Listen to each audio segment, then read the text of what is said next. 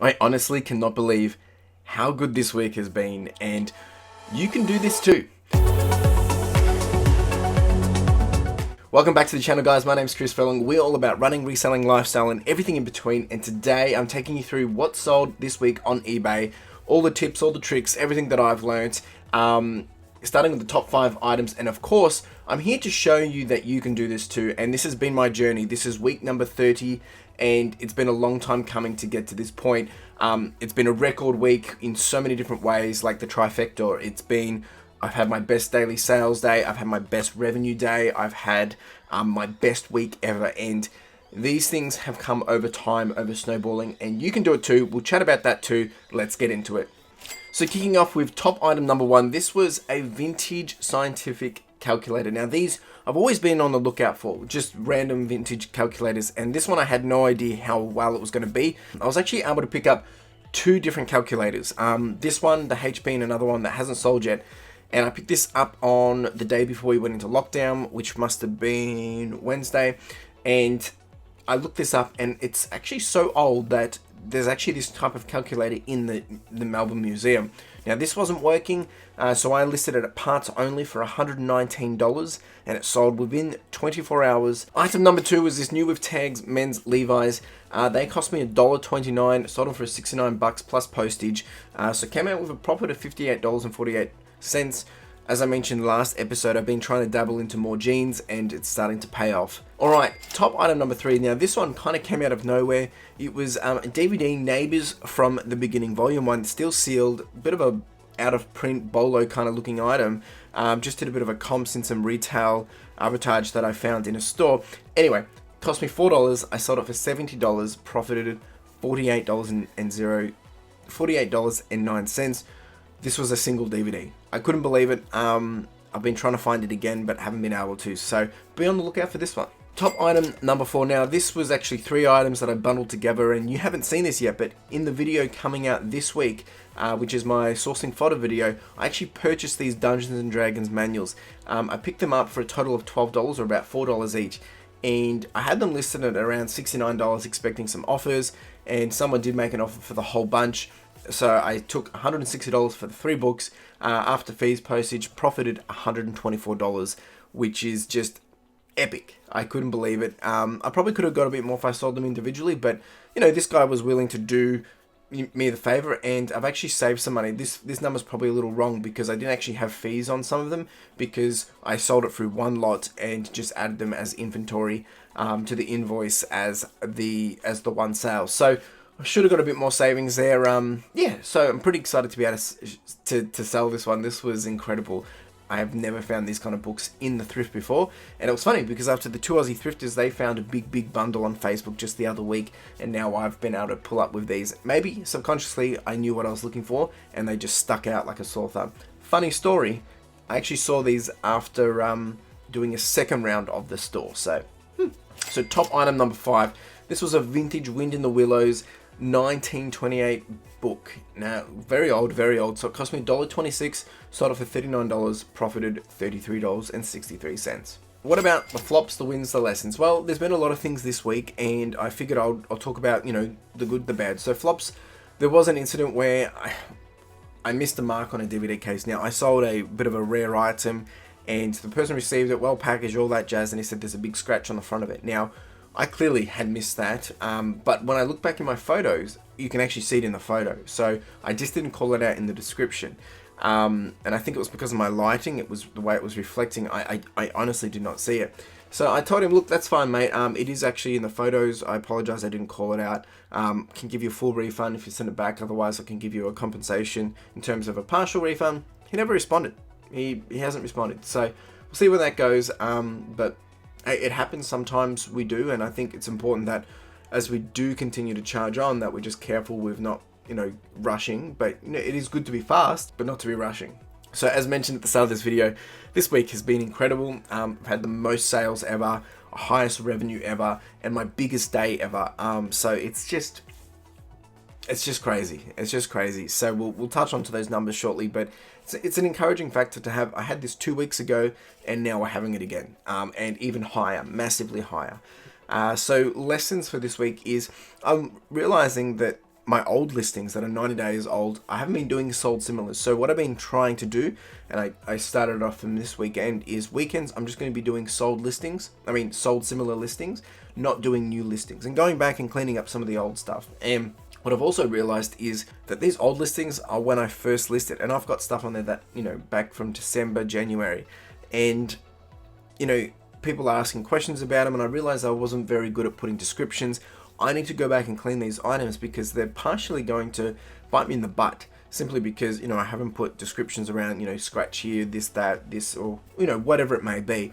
So I want to spend some time cleaning that up over the coming weeks. And I think, once again, that will help me out a bit. I might even spend a week just doing that rather than doing the 15 listings per day. I'm still, wiggling that up, because the other thing is we're in lockdown again, and I'm actually almost out of items to source, and I don't know how long we're going to be in lockdown, but I've probably got, I've got 1,000 items listing, but I've probably got 400 items, which I could go back and relist and, do some cleanup and, add descriptions, which will enable them to sell quicker. And I have been doing the sold similars, and 3-4 items of those 15 days that I did, meaning a total of 30 items, they've already sold.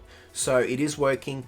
This is a lesson that I'm going to start to play a bit more focus on. I haven't really done it at all, and now that I've kind of gotten ahead with some things, I'm starting to do this. So let me know what you do about this. I know a lot of people have told me that I should be doing this as well, and I'm a bit late to the game, but hey, now's the chance.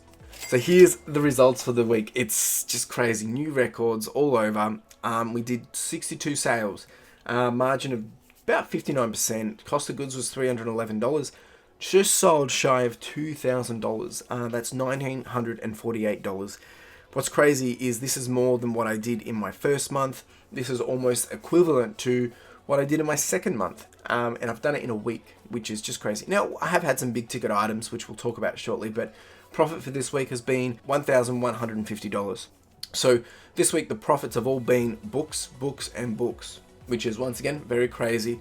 But we've had clothes, we've had collectibles, we've had everything up there. I've even sold a hat this week, and video games, there were some items in there as well, which have done quite well. There's been lots of things moving and ticking over. Once again, bread and butter items. I've had items averaging from, $9 sales all the way up to $160. So I did sell a Dragon Ball Z box set as well, which was a $240 sale, but that only had a profit of about $30-40. So that does come into these numbers of total revenue. But hey, you can see all the data here, and the average cycle time was 60 days. Alright, so we've moved up in average. We're averaging around 821 a week, up from 782.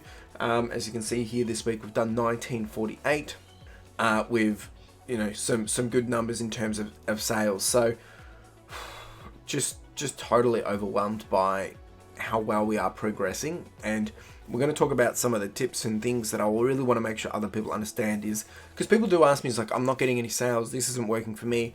But there's a whole bunch of things that you need to make sure you are checking, and sometimes it is waves. I have found that this has shot up simply because of lockdown situations across Australia, and if you have your product listed, people are going to buy it. But also making sure that it's listed fairly, and we'll talk about that shortly.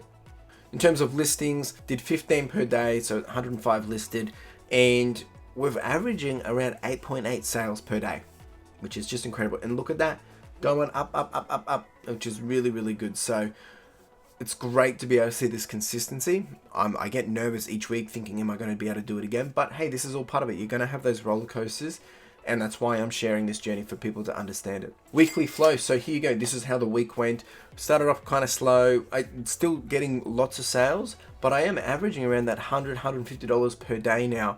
5, 6, 7, 9, 10, 13, 12 sales, as you can see. And then the revenue has started slow, jumped big one on the Saturday. And then yesterday we came in with 232. So this is just incredible stuff. So the $100,000 revenue update. Look, we're still way behind, but we have caught up quite a chunk, obviously going up $2,000 in a week. So we're at $24,653. We are still way behind on the July target. September, we're aiming for 51. I still think that's pretty hard to achieve at this point, but we're going to keep charging, we're going to keep pressing on, see what we can do. Regardless of where we get to the end of the year, I'm going to have all the lessons, all the things, and see how long it actually takes us to get there. Obviously on the side, you can see my ASP sitting around $35. These are the things I need to be doing to get higher, but you know, I don't really have enough items to be listing 17 a day at this point. I'm going to have to start thinking to source alternatively again, simply because the lockdown roller coasters at the moment is driving me insane with that sourcing process. So look, we'll see how it goes. Otherwise, I do have old inventory that I can, you know, put back up onto the store, like sell similar. And I do have a bunch of books that I haven't tapped into yet, but you know, 15 items a day is 400, you know, 400 items a month. So it does disappear quickly. So Q&A and hot tips. Well, look, I think for people to be able to do this, there's a couple of things I want to make sure you understand. This is over time. It's 30 weeks it's taken me to get to this point. And for the last 4 or 5 weeks, I have been doing back-to-back weekly, daily listings. And what I mean by that is I've been doing 15 listings every single day for the last 5 weeks, 4 or 5 weeks. And that has started to show. The other thing is the items I'm listing. I'm not listing just one item. And I'm not saying you should be niching, and I'm not saying you should not be niching. This is what I'm doing. I've been having lots of bread and butter items, lots of things of different variety, toys, books, DVDs, games, video games, bric-a-brac, watches, everything in between, and listing them. It's items that are varying between $9 with free postage, you know, so they're just envelope postage, plus items that are selling up for $230. So I've got a bunch of everything in there, and this enables to make sure things are ticking over and adding up.